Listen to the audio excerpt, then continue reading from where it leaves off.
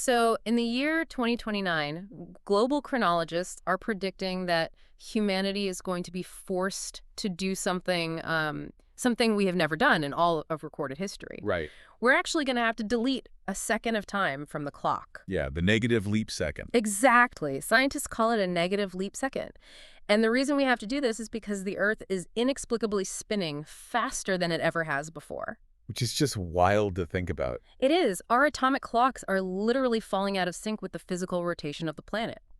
And, for an astrophysicist, that's a fascinating, if maybe highly stressful, mechanical anomaly. Oh, for sure. But according to the document we're analyzing today, that missing second isn't just a glitch in our timekeeping. It is the physical, measurable symptom of a cosmic tether violently snapping. A literal severing. Right. A severing that will trigger basically the end of the world as we currently understand it. So welcome to today's deep dive. Glad to be here for this one. Today we're unpacking a massive translated research text. It's titled Rapture Report. And it's just this intensely intricate document that takes the ancient esoteric prophecies of the Book of Revelation and weaves them through the incredibly complex star charts of Hindu cosmology. And then it layers on Nostradamus. Yeah, the cryptic poetry of Nostradamus. And then it tries to prove that entire synthesis using cutting-edge NASA data on Earth's rotational velocity. It's intense. The scope of this document is honestly staggering. I mean, we're looking at an author who just refuses to treat mythology and theology and empirical physics as, separate disciplines. Right, they mash them all together. Exactly. They treat them as different languages that are all describing the exact same massive epical shift. And what really sets this text apart from, your standard apocalyptic theorizing is its absolute chronological precision. Yeah, it's not vague at all. Not at all. It's not some warning about a distant someday. Yeah. The source document uses exact dates, specific astrological transits, and verifiable modern astronomical anomalies. It builds a literal countdown clock. A clock that points directly and, quite uncomfortably to the late 2020s. So our mission today is to essentially lay out the architecture of that timeline for you. We want to objectively map out how the author gets from ancient religious texts all the way to the year 2029. Right. But before we jump into the mechanics of all this, we really need to establish a firm baseline for you, the listener. Very important point. Yeah. This deep dive is going to explore highly specific, deeply religious, and eschatological concepts. We're going to be talking about biblical end times, Hindu deities, concepts of divine judgment. All the heavy stuff. Right. And neither of us are taking sides on any of these issues. We are not endorsing these specific religious viewpoints, and we're definitely not claiming them as fact. No, we are operating strictly as impartial analysts today. The whole goal is just to examine the structural integrity of the argument the author has built. So whether you approach this material as, a religious scholar or a firm scientific skeptic or just someone trying to understand the chaotic patterns of human history, the way this document synthesizes completely disparate fields into a single functional mechanism is, well, it's an extraordinary piece of structural thought. We're basically just here to look at the blueprints. Just reading the blueprint. So let's open those blueprints by looking at the main event, because the entire timeline really hinges on a radical redefinition of a concept most people think they already know. The Rapture. Right, the Rapture. Now, the pop culture version of the Rapture is usually framed as the straightforward theological filter. The good people are beamed up to paradise. Yeah, and the bad people are left behind to face a chaotic apocalypse. But the author of the Rapture Report basically throws that simplistic moral binary right out the window. Completely discards it. They reclassify this event as a sovereign rescue, and they describe it not as a moral judgment, but as a catastrophic structural failure. Yeah, the text demands that we stop thinking of this in purely moral terms, right? Yeah. We have to start viewing it as a metaphysical infrastructure breaking down. An infrastructure. Right. The author defines this sovereign rescue as the sudden, violent breaking of a divine bond, like a literal energetic tether that has historically existed between the physical earth and higher spiritual dimensions. And the source dives really deep into cross-cultural mythology to explain the mechanics of this tether. It argues that for millennia, Earth has been continuously fed by an active, structured flow of divine energy. Yeah, the text explicitly points to the ancient Indian concept of the Sushumna chakra. Right, and that maps out how this divine energy flows through the specific gravitational paths of the sun and the moon. Which is fascinating on its own. It is, but what I found really crazy is how the author tracks this exact same energetic infrastructure across completely different global cultures. Like in ancient India, this energy was personified and accessed as Shakti, Right. but then in ancient Egypt, they recognized the exact same force as the lioness warrior goddess Sekhmet. And in Celtic mythology, it was the goddess Med, or Mab. Yes, Mab. The author's thesis here is that these distinct cultures weren't just inventing isolated fairy tales. They were all engaging with the same literal cosmic energy structure. Yeah, just translating it through their own regional dialects of myth. And according to the document, this divine energy wasn't passive. It was a highly responsive system. It actually granted tangible power, deep intuition, and valor to human beings. Based on their specific devotion and spiritual practices, right? Exactly. So I was really struggling with the sheer scale of that concept, so I tried to ground it in a modern analogy. Okay, let's hear it. It's almost like imagining that for all of human history, Earth has been plugged into this massive global electrical grid, but one that transmits spiritual intuition and guidance instead of, like, electricity. That's a good way to look at it. Right. And when a society engaged with this energy through prayer, ritual, meditation, they were pulling power from that grid. They received the societal stability and the moral direction they needed to function.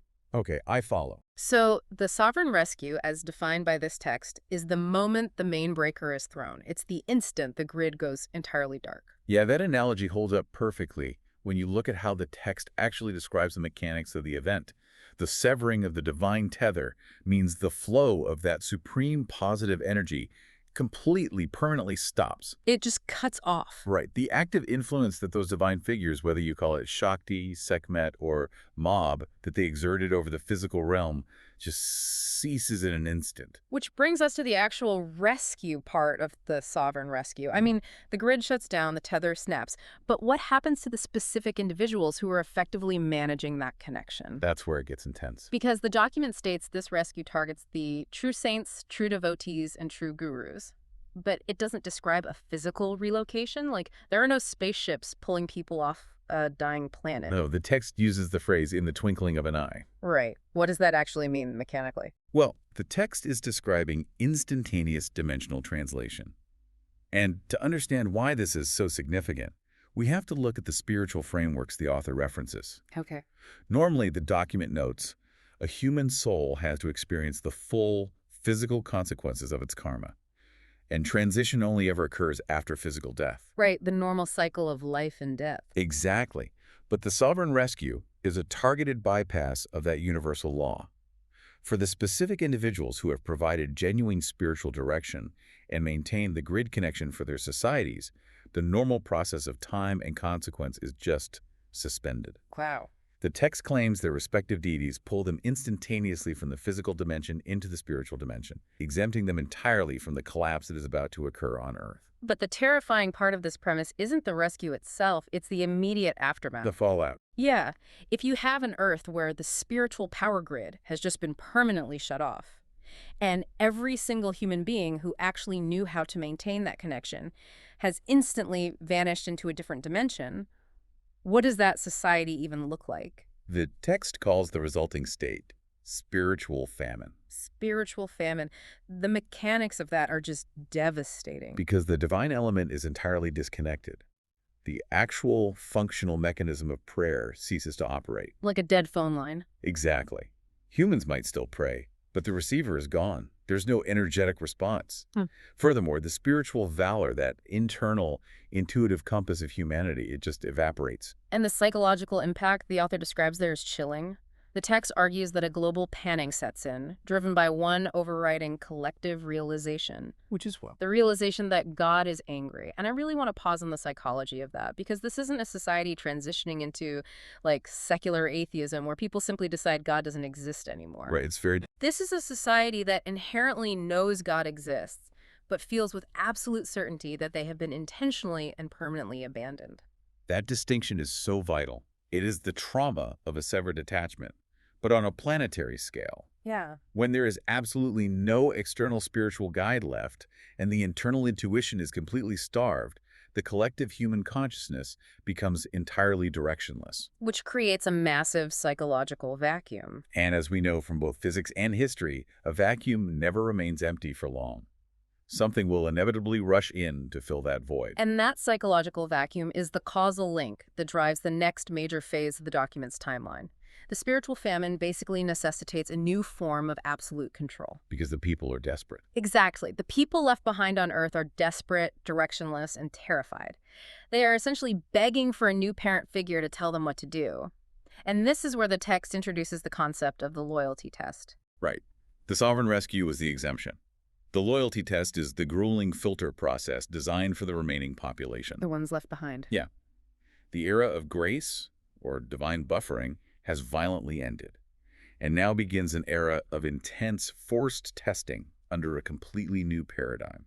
The author actually anchors this new paradigm in a really specific concept from eschatology: the removal of the restrainer. Ah, yes. The text argues that the divine energy we've been discussing, the grid that was shut down, wasn't just providing guidance. It was actually actively acting as a restraining force against darker systemic forms of human control. Holding it back. Right. And with that restraint gone, the document points straight to the book of Revelation, specifically chapter 13.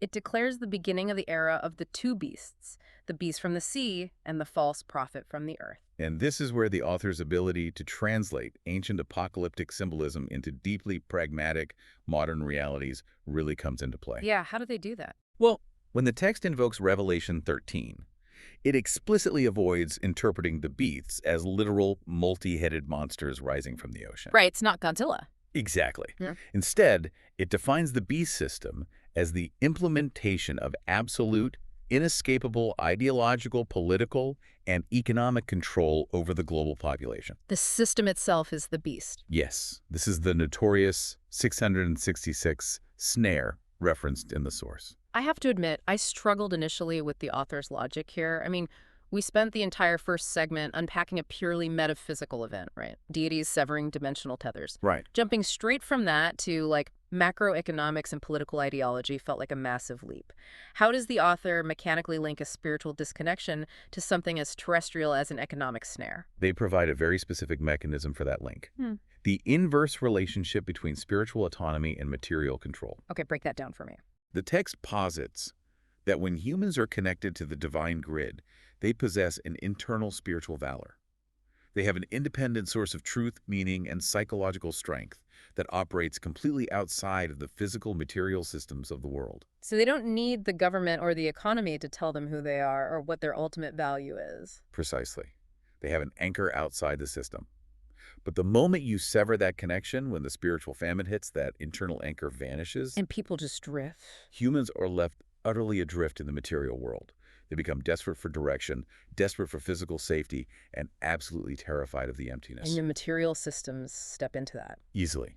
Governments, global economies, technological platforms, the beast and the false prophet are just metaphors for the ultimate centralization of these human systems. Wow. They offer a false sense of security, a rigid new ideology, and total material provision.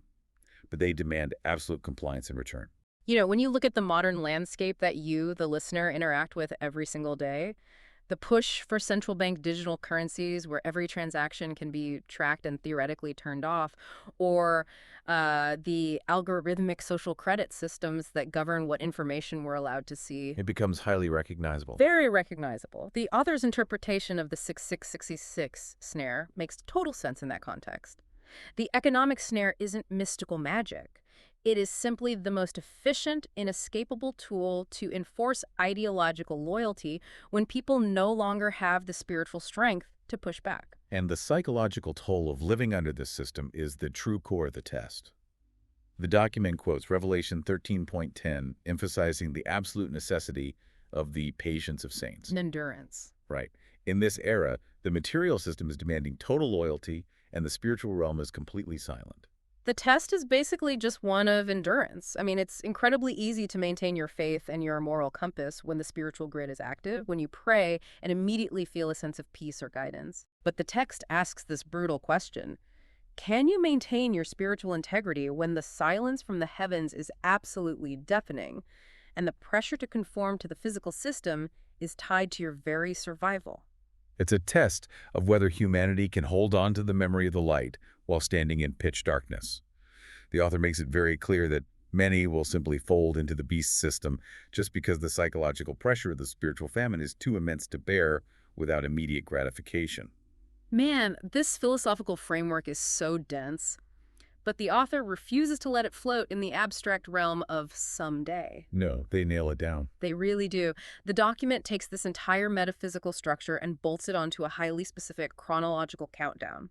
The text argues that we aren't waiting for this era to begin. We are already inside the transition. And the shift from theology to hard chronology is where the document's architecture becomes fiercely complex. Because the author doesn't just predict a date, they reverse engineer a timeline using multiple independent chronological systems. Right. Let's lay out the foundation of that timeline. The text asserts that the foundation for this massive epochal change, what it categorizes as the Dwaparyug Kaliyuga transition, technically began shifting into its final phase in January of 2022. Right, January 2022. That was the subtle, deep earth movement of the tectonic plates. But the actual visible cosmic trigger is tied to a highly specific window, April 18th to 19th, 2026. April 18-19, 2026 is the linchpin of the document's predictive timeline.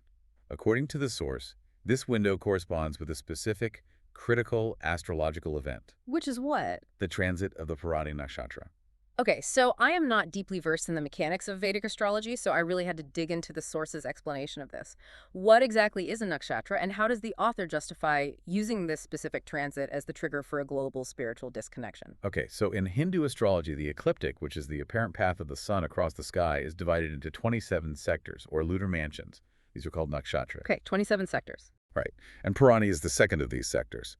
The author focuses intensely on the specific symbolism and the ruling deity associated with Purani. Who is the ruling deity? The deity governing this sector is Yama. Yama. Now, Yama is traditionally understood as the god of death in the Hindu pantheon, right? He is, but the text expands on the functional role of Yama. He represents death, but mechanically he represents the concept of inescapable endings, of finality, and of ultimate cosmic justice. Okay, I see where this is going. The author utilizes this specific transit to symbolize the definitive death of the old cosmic operating system.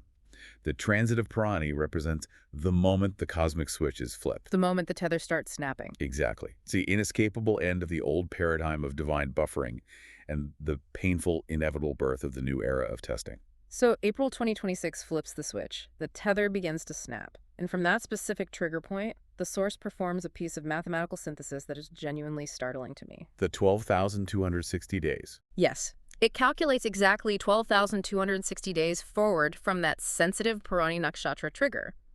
Now, if you are familiar with the Book of Revelation, the number 12,260 is glaringly obvious. It translates perfectly. Right. It translates to 3.5 years or exactly 42 months.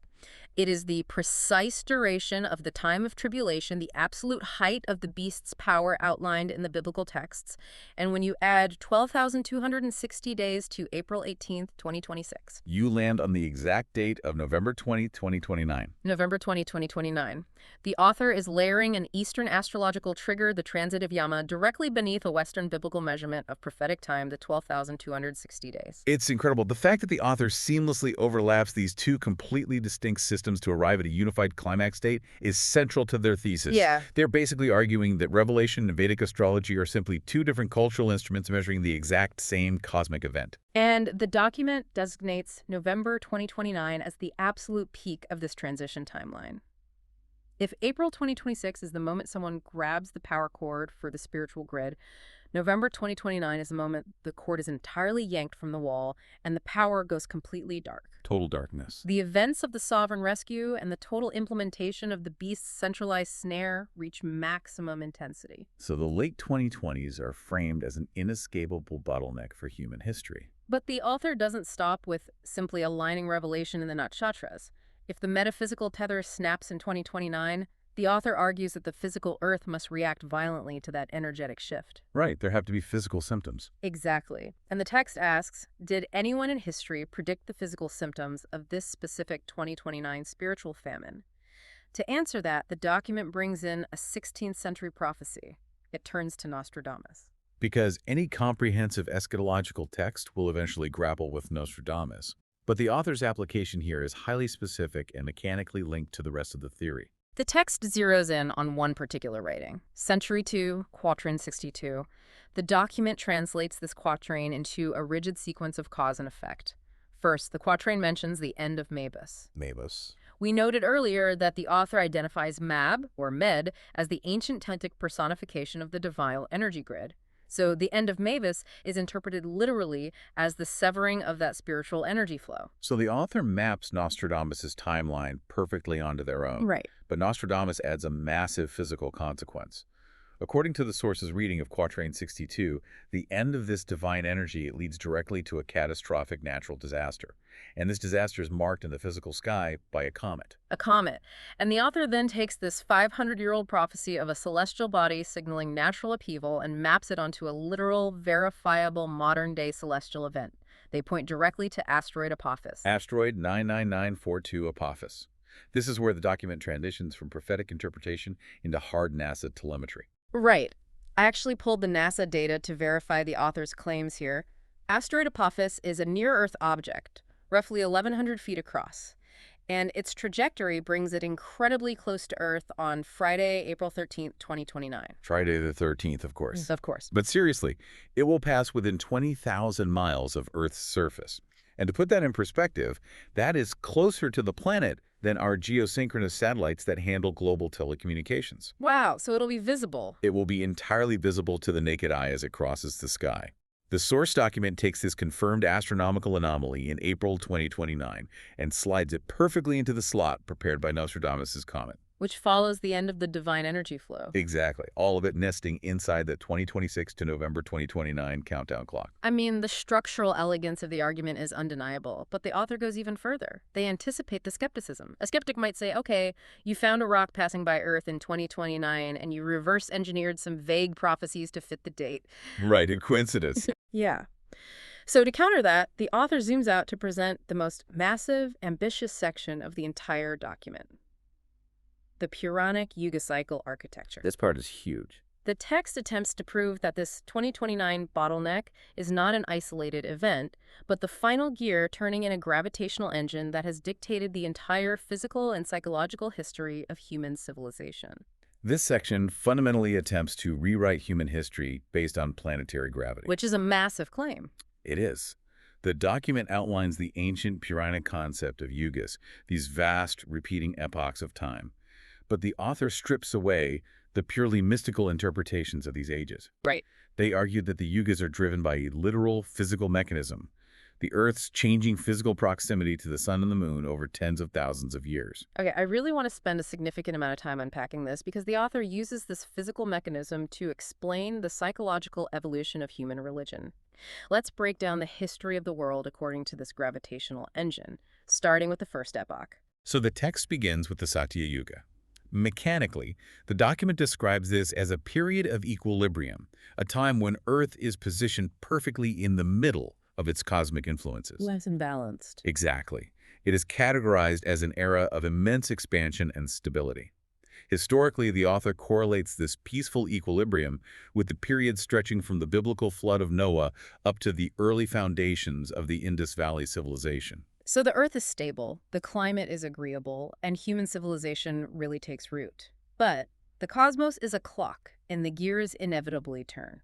So we enter the first major transitional friction, the Satyatrita transition. During this phase, the Earth's orbit shifts, and the physical mass of the sun begins to move closer to our planet. And the author argues that you cannot change the gravitational and thermal influence of the sun without massive physical consequences on Earth. Naturally. This shift triggers catastrophic climate upheaval. The text backs this up by pointing to a heavily documented geological anomaly, the 4.2 kiloyear climate event. A very real event. Very real. This was a massive global aridification event, essentially a severe multi-century drought that historians agree caused the sudden collapse of the Akkadian Empire in Mesopotamia, the Old Kingdom in Egypt, and it severely disrupted the Indus Valley. Yeah. The author argues this wasn't random climate change. It was the violent physical friction of the Earth shifting closer to the sun. And once the climate settles from that transition, we enter the Trita Yuga.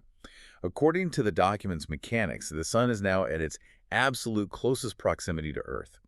Because of this overwhelming solar dominance, the text categorizes this as the era of sun civilizations. And this is where the author makes a fascinating leap from physics to theology. Why does the physical closeness of the sun dictate the religious structure of human beings? How does the author explain that mechanism? The document argues that human consciousness mirrors its dominant cosmic influence. Okay. Think about it. The sun is a blinding, overwhelming, multifaceted force of nature. It dictates the growing seasons, the weather, the very survival of early agriculture. Because this massive natural force was so dominant, human psychology fragmented the divine into multiple specialized forces. Thus, the Treta Yuga is characterized by the widespread expansion of polytheism. Ah, I get it. Yeah, societies worshipped vast pantheons of powerful, distinct deities. A god of rain, a god of harvest, a god of war. That's a reflection of the overwhelming, fragmented power of the nearby sun. So the physical environment created a psychological necessity for polytheism. But eventually, the cycle forces another shift. We hit the Treta-Dvapara transition. And the mechanical dynamic entirely reverses. The massive influence of the sun begins to recede as it moves further away, and the moon begins to move closer to Earth. The author argues this shift in celestial bodies triggers the most profound shift in human consciousness in recorded history. Because the sun is fading. Exactly. As the blinding, fragmented influence of the sun wanes and the quiet, singular reflection of the moon grows closer, the psychological foundation for monotheism is laid. The text points to this exact gravitational period as the era that births figures like Buddha, the Jain Tirthankaras, and eventually the rise of Christ. The mechanism here is so compelling. The moon doesn't generate its own blinding light. It reflects a singular light in the darkness. Right. Psychologically, as the overwhelming pressure of the natural elements the sun recedes, human consciousness turns inward. Religion moves away from appeasing fragmented forces of nature and moves toward a singular, internalized faith. It's a reflection of a single, unseen source. But just like the 4.2 kiloyear event, this transition does not happen peacefully. The author claims the Treta-Dvapara transition violently concludes precisely when the sun reaches its maximum distance and the moon locks into its closest orbit. The friction of locking in. Yes, the friction of this planetary locking mechanism causes the Earth to physically shudder. The text correlates this exact cosmic moment with the catastrophic climate disaster of 526 AD. And the author's use of 536 AD is highly strategic here. Historians and paleoclimatologists literally refer to 536 AD as the worst year to be alive. The historical accounts from that time, like those from the Byzantine historian Procopius, are just apocalyptic. He wrote that the sun gave forth its light without brightness, like the moon, for an entire year. Wow. It was a massive volcanic winter that plunged Europe, the Middle East, and parts of Asia into an 18-month twilight. Temperatures globally plummeted, crops failed entirely, and it was immediately followed by the Justinian plague, which wiped out nearly half the population of the Eastern Roman Empire. Modern science attributes this to massive volcanic eruptions, right? But the author of our source document incorporates that volcanism into their thesis. How so? They argue the volcanoes erupted because the intense gravitational friction of the Earth settling into its new cosmic position fractured the tectonic plates. Wow. The darkness of 536 AD was the violent birth pang of the new age. That's intense. Right. And so once the ash clears from 536 AD, humanity finds itself firmly in the Dwaparayuga. The moon is now at its closest gravitational point. The text states this is the definitive era of moon civilization. The psychological shift towards singular reflection is complete. Right. It's characterized by the rapid, dominant, and total spread of monotheistic religions across the globe. Which finally brings us to the transition that builds the world that you, the listener, live in today. The Dwaparyug Kaliyuga transition. Exactly. Mechanically, what actually changes in this specific transition? In this phase, the moon begins its long retreat, moving away from Earth. As the lunar influence wanes, a completely new disruptive force enters the equation. The text introduces the astrological concept of Rahu. Now, in Hindu astrology, Rahu is a shadow entity, right? Like a node that causes eclipses. How does the author translate a shadow node into a physical, mechanical force? They correlate the esoteric concept of Rahu with a highly specific astrophysics concept, the L2 Lagrange point. L2 Lagrange point. Yeah. A Lagrange point is a position in space where the gravitational pull of two large masses, like the Sun and the Earth, precisely equals the centripetal force required for a small object to move with them. Okay, so it's a balance point. It is a point of hidden, massive gravitational equilibrium. According to the document, The unique gravitational influence of this L2 point Rahu begins to heavily and directly affect Earth's consciousness around the year 1643. 1643. We are right in the heart of the 17th century there, the dawn of the Enlightenment. Exactly. The author argues that the influence of Rahu is inherently mechanical, analytical, and disruptive to tradition. They posit that this specific invisible gravitational shift is the literal catalyst that sparked the sudden explosive boom in empirical science. Because the moon is fading. Right. The waning of the moon meant the waning of blind, internalized faith. The rising of Rahu triggered the scientific revolution, the birth of radical new political ideologies, and the foundation of modern democracy. The text specifically points to the ideological framing of America as a product of this exact cosmic shift. So the author's essentially arguing that Isaac Newton didn't just suddenly get smarter. No. His consciousness was actually unlocked by the Earth, moving into the gravitational field of the L2 Lagrange point. Rahu represents the snare of machinery, technology, and the systematic dismantling of old lunar religious orders. Which brings the timeline right up to the present second. According to the source, humanity is currently navigating the absolute tail end of the end of Dwaparyug Kali. It explicitly brackets this final violent phase between the years 2022 and 2032. The late 2020s bottleneck. There it is again. Right. So the author's grand unified theory of history states that right now, the moon is finally stabilizing at its maximum distance from Earth. Because the lunar influence, the engine of traditional faith, is at its absolute weakest point, old moon-based institutions, traditional religious sects, and ancient familial structures are naturally collapsing globally. They no longer have the gravitational power to hold themselves together. And simultaneously, the influence of Rahu, the mechanical, technological, analytical force, is hitting its absolute maximum peak. We are transitioning out of an era defined by traditional religious structures and moving violently into an era defined by total technological and systemic control. And that takes us back to the beasts. Yes, the beast system of Revelation 13 is the ultimate manifestation of Rahu's technological snare. The architecture of this theory is just incredibly cohesive. I mean, it weaves ancient climate collapse, the evolution of human theology, and orbital mechanics together beautifully. But, you know, it is still fundamentally an esoteric theory. It relies on a huge premise. Yeah, it relies on the listener accepting the massive premise that planetary positions dictate human consciousness. But the author knows this. And this is where the deep dive bridges the final gap. Because the most unsettling part of this entire document is how it uses modern, hard, verifiable physics to validate these ancient cycles. Yeah, the document pivots sharply here from historical analysis to empirical astrophysics to prove that a massive physical transition is happening to the Earth at this exact moment. The text asserts a core physical rule for its cosmology. Whenever an epoch changes, whenever the massive planetary gears shift from one yuga to the next, the physical rotation of the Earth drastically speeds up. It's the physical friction of the transition. Right, and the source backs this claim up with actual, undeniable data. Post-2020, the Earth is physically spinning faster than at any point in recorded human history. And this is not a fringe theory. It's a verified scientific fact. Yeah. The International Earth Rotation and Reference Systems service the global scientific body that meticulously monitors planetary timekeeping. They have recorded a significant, highly unexpected acceleration in Earth's spin over the last few years. The document zeroes in on a specific date from that data, June 29, 2022. On that day, the Earth completed its full rotation 1.59 milliseconds short of 24 hours. The shortest day ever recorded. The shortest day. Now, to the average person, 1.59 milliseconds is entirely imperceptible. But to the global infrastructure, the atomic clocks that run our GPS satellites, our global financial markets, the routing of the internet, it is a catastrophic anomaly. The systems that govern the modern world require absolute microscopic precision. When the physical planet outpaces the atomic clocks, the systems threaten to fail. And this acceleration leads directly to the major scientific vindication the author claims in this document. Right. Because the Earth is spinning faster, the chronologists who manage global time are realizing they have to intervene. Historically, the Earth has occasionally been a bit sluggish, so scientists would occasionally add a leap second to let the clocks catch up. Right, we've done that before. We have.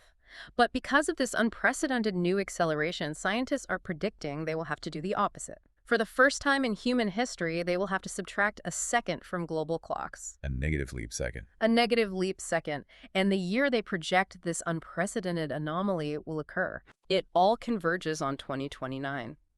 The author maps the ancient Vedic texts that state time acts erratically during a Yuga shift directly onto this modern data. It's all lining up. The 260-day biblical countdown from the 2026 nakshatra trigger points to November 2029 as the peak of the spiritual disconnection. Nostradamus and the NASA trajectory for asteroid Apophis point to April 2029. And the world's most advanced chronologists declare that in 2029, the Earth will have spun so violently fast that we must literally delete a second of time. The author views the 2029 negative leap second as the ultimate, undeniable proof of their thesis. It's not just a quirk. No, it is not merely a quirk of orbital dynamics. It is the physical, measurable symptom of the cosmic rudder being unplugged. Oh. The anomaly in 2029 perfectly aligns with the esoteric timeline of time reversal, the severing of the divine tether, and the friction of the epical shift. But the physical symptoms of this cosmic transition don't stop at just the speed of rotation. The document also addresses the shifting climate and the Earth's axis, bringing in highly specific recent research. It cites studies published in 2024 from ETH Zurich and NASA regarding the distribution of planetary mass. Yeah. Can you explain how the author mechanically connects melting ice caps to an ancient esoteric prophecy? Well, it comes down to the fundamental physics principle of the conservation of angular momentum. Okay. The ETH, Zurich, and NASA studies meticulously demonstrate that the rapid melting of polar ice is physically taking massive amounts of water weight from the poles and redistributing it toward the equator. Oh, I see. The classic physics class analogy is a figure skater spinning on the ice but on a planetary scale. If the skater pulls their arms in tight, they spin incredibly fast. Right. If they throw their arms out wide, their rotation slows down and their center of gravity wobbles. The melting ice is the Earth throwing its mass outward. Exactly. The redistribution of that massive water weight is physically altering the Earth's axis of rotation, making it wobble and directly contributing to the erratic changes in its spin speed. Modern science views this as a severe consequence of human-driven climate change. But the author of this document completely reframes that causality.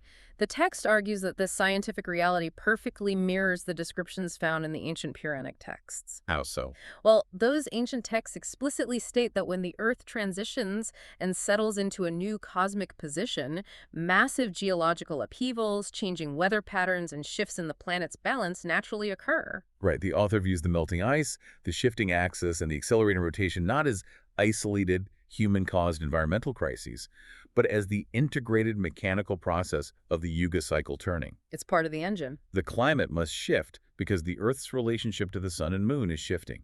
The physics are simply the trailing indicator of the cosmic transition. So if we accept the premise of this massive, intricate theory, if we accept that we are currently inside the incredibly intense final friction phase of a cosmic transition with apocalyptic triggers popping off between 2026 and 2029, the obvious question is, how long do we have to endure this? That's the big question. Yeah, if the 4.2 kiloyear event and the 536 AD transition caused multi-generational suffering, are we looking at a century of chaos? Well, the author uses historical metrics to answer that, but the answer is heavily modified by the nature of our specific transition. The text notes that the transition out of the Satya Yuga took roughly 200 years to fully settle. 200 years? And the darkness following 526 AD took about 100 years to stabilize. However, the author introduces a principle of acceleration. Because we are moving into the highly mechanical, rapidly vibrating era of Rahu, so the timeline condenses. Correct. Because the Earth is moving into this specific high-frequency alignment, the impending period of massive upheaval and natural disaster will be highly compressed. The text predicts the total duration of this chaotic shift will be squeezed into a window of about 7 to 10 years. 7 to 10 years. That means anyone listening to this deep dive will literally live through the entirety of the transition. Yes. And within that tight 7 to 10-year window, the text is even more specific. It states that the absolute peak of intensity, the most severe months of the sovereign rescue, the darkest days of the spiritual famine, the climax of the loyalty test under the beast system, and the most extreme geological friction, all of that will last for a condensed period of just 1 to 2 years. Centered directly on that 2029 bottleneck. That is an incredibly intense, highly specific forecast. I mean, we have walked through an architecture that begins with the spiritual unplugging of humanity in 2026, forces a desperate society into the inescapable ideological control of the beast system, and climaxes in 2029 alongside unprecedented physical anomalies. Like near-Earth asteroids and the literal deletion of time from the global clock. It is a terrifying tapestry. It is a profoundly overwhelming framework. If you accept the author's synthesis, it paints a picture of a near future entirely devoid of external spiritual comfort, defined by systemic oppression and physical planetary chaos. Bleak. Very bleak. But the document does not end on a note of absolute nihilism. It concludes with a very specific, practical piece of instruction for navigating the exact period we are supposedly entering. Yes, the final piece of the puzzle is what the text refers to as the inner guru. The author warns that as we move deeper into this Dwaparug Kali transition, the external world is going to become a landscape of absolute noise, fear, and fog. The external guys will be gone. Right. The true saints who historically maintained the grid will be gone. The traditional institutions that offered stability will crumble under the disruptive influence of Rahu. And the ideological economic snare of the centralized beast system will be deafening, demanding your absolute attention and compliance. So the author's advice for surviving that specific environment is radical internalization. Internalization. Yeah. When the spiritual famine hits, and there are absolutely no reliable external compasses left in the physical world, you must stop looking outward for salvation. The document insists that you must sit in absolute quiet, isolate yourself from the systemic noise, and listen to the guru element that resides entirely within yourself. The text implies that even when the main cosmic grid goes down, the internal battery, that personal sprocket, remains. And cultivating that internal silence is the only way to navigate the loyalty test without surrendering to the beast system. To synthesize the immense ground we've covered today, the Rapture report is an astonishingly cohesive piece of structural thought. It really is. It takes the esoteric trigger of the Yama transit in April 2026, perfectly aligns it with the biblical 12,260-day countdown to November 2029, cross-references that exact window with the physical arrival of asteroid Apophis and the prophecies of Nostradamus. Right. Structures all of those events upon the massive gravitational engine of the ancient Yuga cycles.